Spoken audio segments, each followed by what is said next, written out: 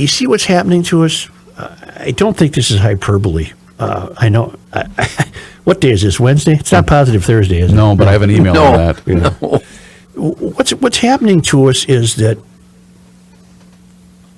our needs to live our American lives need to be accommodated, and they're not being accommodated. We need gas. Mm-hmm. You are not ready. You are not ready yet for wind, solar, and electric. You're just not ready. And you haven't thoroughly vetted the consequences of mining and how it will result in environmental degradation just to produce a battery. You have not even come up with that yet. I got a note from Senator Dave Osmek from Minnesota. Mm-hmm. Minnesota State Senator Dave Osmek writes, as usual, you and the lackeys have it right about electric cars. Being the chair of the State Energy and Utilities Committee, this dream is a nightmare.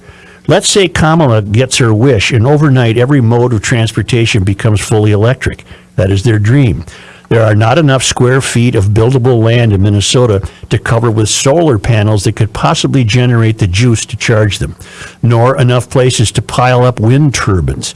And even if you wallpapered the countryside with these, you suddenly need billions of dollars of transmission lines to move the juice to where you need it.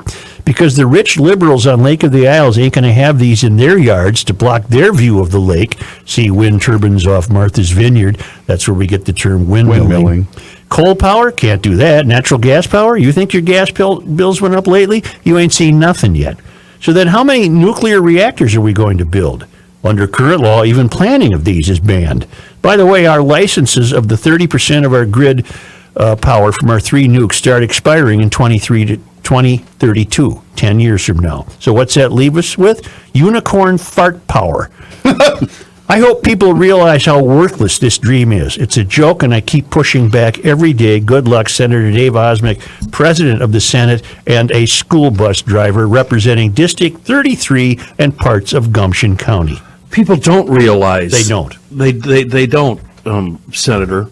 Let's have Dave on one of these days. We should. Even if you wanted to convert, like, say, I've had dreams about converting my place in the country to solar. We're talking anywhere from $12,000 and up just for the batteries. Mm-hmm. Just for the batteries. And we know what harm they do, mining them and getting rid of them. But this Climate Action 100 has really, really got me raging, Such, as you're reading it. Mm-hmm. I look them up. And to dumb it down for people who don't know, this is the mafia. Mm-hmm.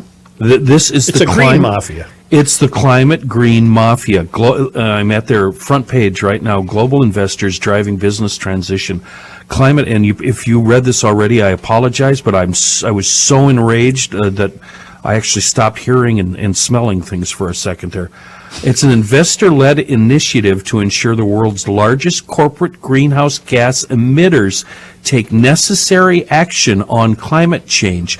This is a bunch of people and their investors who are twisting the arm and forcing people to change. Mm-hmm. And you click on their investors and you see, 617 global investors that are taking on businesses, and a lot of them are fossil fuel related businesses, to change their ways. Because they think that's where the money will be. How can this even be a little legal? This is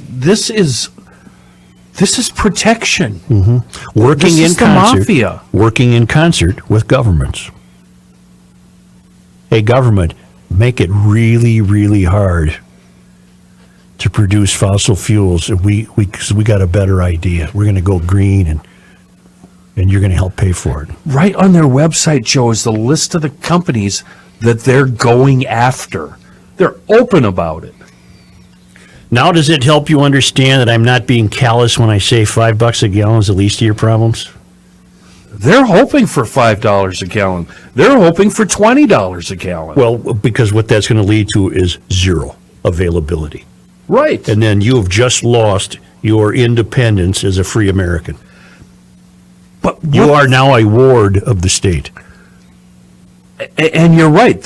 Like you've been saying, it's a whole new way of life because they will kill the automotive industry. Yep. They will kill people will not be able to hold down jobs. And I think the auto industry has not stood tall. I think No, they back down. they back down and they're scurrying to build electric vehicles when they should be telling Americans in the world the folly of trying to solve any climate problems. First of all, they don't exist. The climate's always changed. But they should be, the executives of GM and Ford and Stellantis and the rest of them should be standing up and saying, do you realize, people, how stupid these things are?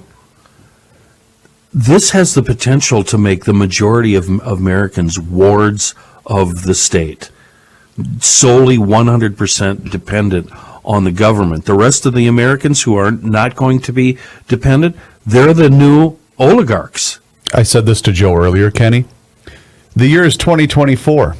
Your electric car won't start for 48 hours because your status on social media was deemed too offensive. That's your ESG score.